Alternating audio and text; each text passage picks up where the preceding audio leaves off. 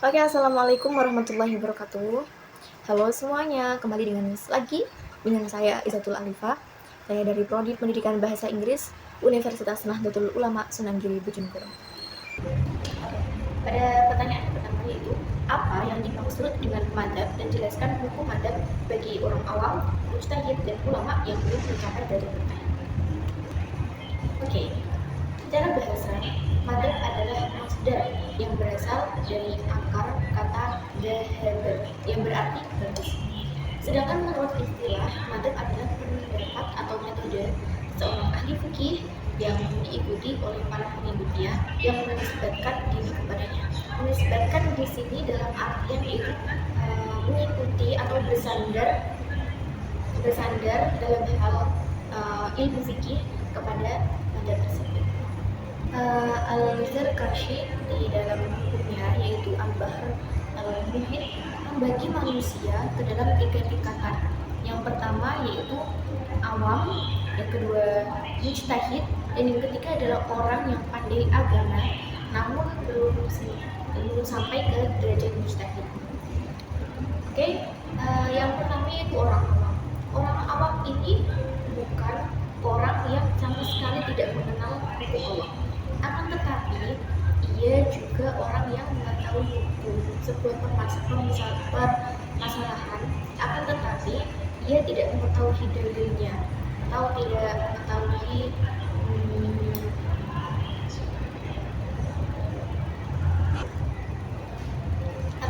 mengetahui asal usul hukum tersebut. Dan dalam Quran surat An-Nahl ini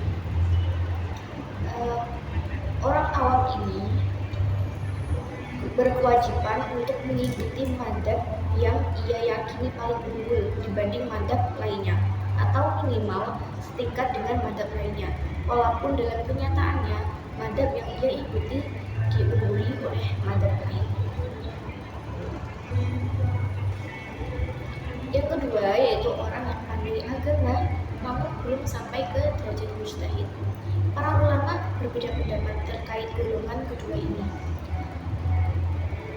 Golongan yang kedua ini sama dengan golongan yang pertama atau golongan awam tadi, yaitu wajib bertaklid atau wajib mengikuti madhab yang ia yakini dan yang paling unggul dibanding madhab yang lainnya. Selanjutnya, yang ketiga yaitu mujtahid. Adapun bagi mujtahid, maka ia wajib berijtihad dan tidak boleh bertaklid kepada yang mujtahid yang lain, walaupun mujtahid yang diikuti tersebut adalah sahih. Karena mujtahid ini mempunyai dalil tersendiri, mempunyai alasan untuk berbeda pendapat dengan madhab yang lainnya. Pertanyaan selanjutnya yaitu jelaskan pendapat musawwifah tentang kebenaran dalam ijtihad. Dalam buku ini, bahkan menurut Al-Ghazali, sebagaimana para ulama yang berpaham musawwifah, semua mujtahid benar dalam ijtihadnya, sebab perintah Allah kepada mujtahid dalam permasalahan yang tidak ada nas qat'i atau menunjukkan lafaz atas maknanya dapat dipastikan. Bukanlah mengikuti kebenaran, akan tetapi mengikuti perkara yang menurut dugaan mujtahid perkara itu benar.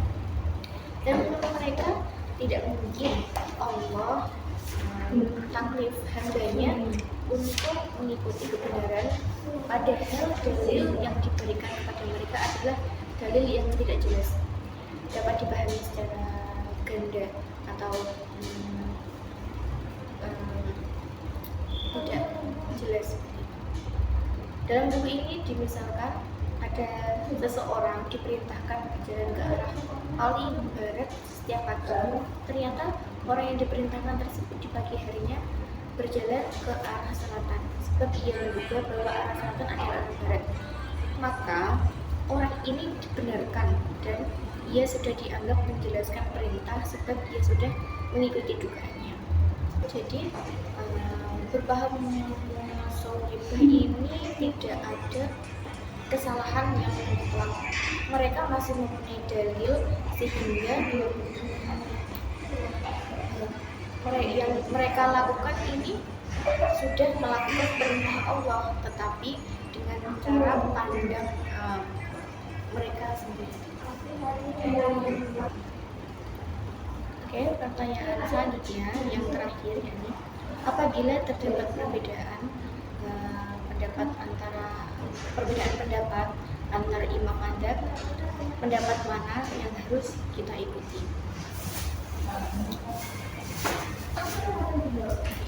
Setiap golongan ini sudah menentukan madzhab mereka masing-masing.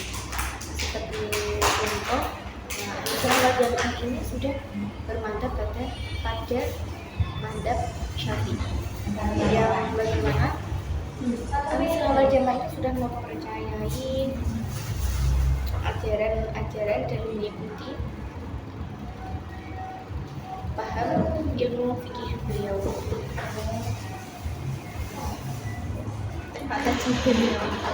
Akan tetapi semisal ada suatu permasalahan di tengah perbedaan, kita bisa mengambil madzhab-madzhab yang menurut kita ini yang mempunyai dalil yang lebih kuat dan masuk akal pada keadaan sekarang.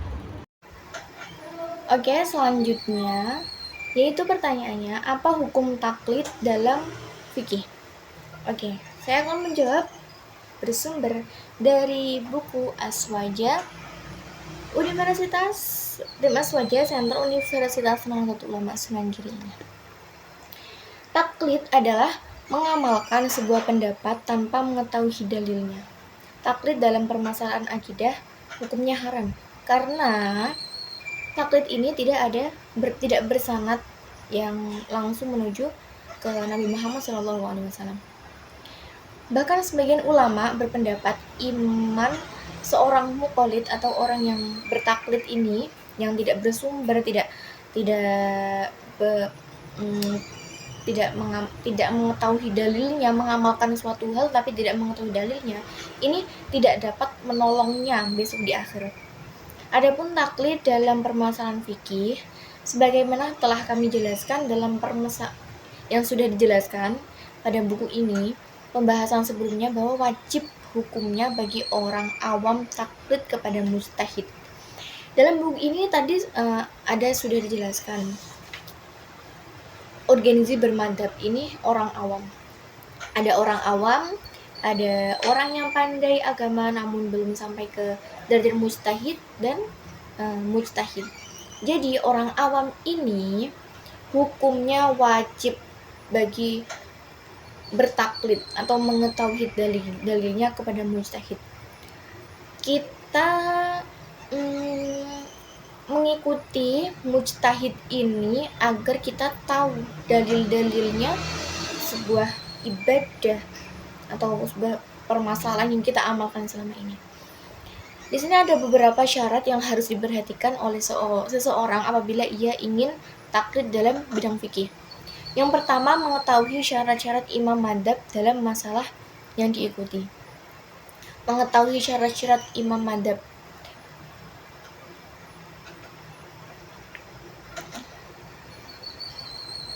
Misalnya, apabila ia ingin sholat dengan madzhab Syafi'i, maka ia harus mengetahui syarat dan rukun sholat dalam madzhab Imam Syafi'i. Begitu pula apabila ia ingin mengikuti madzhab lain. Jadi kita orang Islam harus mengikuti madzhab satu, kurang lebih dari satu. Kalau kita seperti yang dicontohkan tadi, ingin sholat dengan madzhab Syafi'i, jadi di dalamnya rukunnya, syarat-syaratnya dalam sholat itu mengikuti madzhab Syafi'i, seperti itu. Dan yang kedua yaitu tidak berdampak pembatalan keputusan qadhi atau hakim, sebab keputusan qadhi hanya dapat diterbatalkan apabila bertentangan dengan nas. Nas yaitu dalil yang tidak bermakna ganda sehingga menunjukkan lafal atas makna yang dapat dipastikan. Berarti sudah pasti, maknanya ini sudah pasti, sudah tidak ada duanya, tidak ada makna lain atau sinonimnya, seperti itu, antonim, mohon maaf. Terus Ijma. Ijma itu kesepakatan para ulama dan atau kias jali. Kias jali ini adalah ilatnya yang ditetapkan dalam nas kebersamaan dengan pendapat hukum asal atau hukum ilat itu tidak ditetapkan dalam nas, akan tetapi titik perbedaan asal far'u dipastikan tidak ada. Misalnya mengkiaskan perempuan dengan laki-laki dalam hal kebolehan mengqashar sholat dalam perjalanan. Meskipun terdapat perbedaan jenis kelamin, namun perbedaan itu dapat dipastikan tidak menjadi pemicu pembedaan hukum. Seperti itu. Selanjutnya yang ketiga yaitu tidak selalu mencari-cari rukhsah atau keringanan. Semisal kita mengikuti madhab Syafi'i, lebih ringan madhab Hanafi, aku mau ikut ulama Hanafi aja, itu tidak diperbolehkan. Karena apa? Kita sejak awal mengikuti madhab Syafi'i, contohnya seperti itu. Dan yang terakhir tidak mentalfik. Talfik adalah mencampur adukan kedua pendapat sekiranya dari pencampuran itu menimbulkan hukum baru yang tidak dikatakan oleh dua imam yang dicampur dari adukan pendapatnya. Misalnya kita mencampur adukan antara pendapat Imam Syafi'i dan juga Imam Hambali, kita gabung terus kita cari solusi sendiri, kita mencari solusi sendiri, itu tidak baik. Itu namanya talfik, yaitu mencampur adukan dua pendapat yang sekiranya dari pendapat itu menimbulkan hukum baru. Oke, sudah paham tentang taklid dalam fikih. Selanjutnya kita menuju pertanyaan yang terakhir, yaitu apa yang dimaksud dengan talfik. Memberikan contoh dalam hukum, jelaskan hukumnya. Oke, tadi udah kita bahas sedikit mengenai hukum talfik itu. Jadi talfik itu mencampur adukan ya, mencampur adukan dua pendapat sekiranya dari pencampuran pendapat itu dapat menimbulkan hukum baru yang tidak dikatakan oleh dua imam dan dicampurkan adukan penempatannya. Seperti seseorang wudhu dengan mengusap sebagian kepada dengan taklid Imam Syafi'i. Kita berwudhu dengan taklid Imam Syafi'i dan menyentuh lawan jenis yang bukan mahram tanpa syahwat dengan taklid Imam Malik. Lalu orang tersebut sholat, baik menurut Imam Syafi'i ataupun Imam Maliki. Keduanya sepakat tidak mengesahkan sholat orang seperti kasus tersebut. Alasan Imam Syafi'i, sholat orang tersebut tidak sah sebab menyentuh lawan jenis tanpa syahwat. Dan alasan Imam Malik, sebab orang tersebut tidak mengusap seluruh kepalanya, melainkan hanya sebagian kepala saja. Jadi Imam Malik ini berpendapat,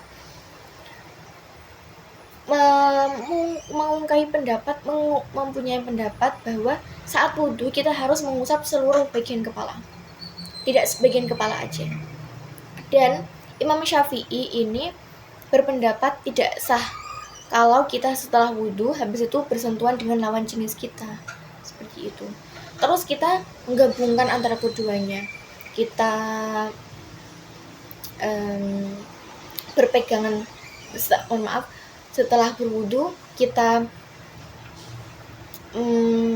dengan lawan jenis, bersentuhan dengan lawan jenis, itu dapat membatalkan itu. Oke, saya kira cukup penjelasan pada malam hari ini. Mohon maaf pada video kali ini.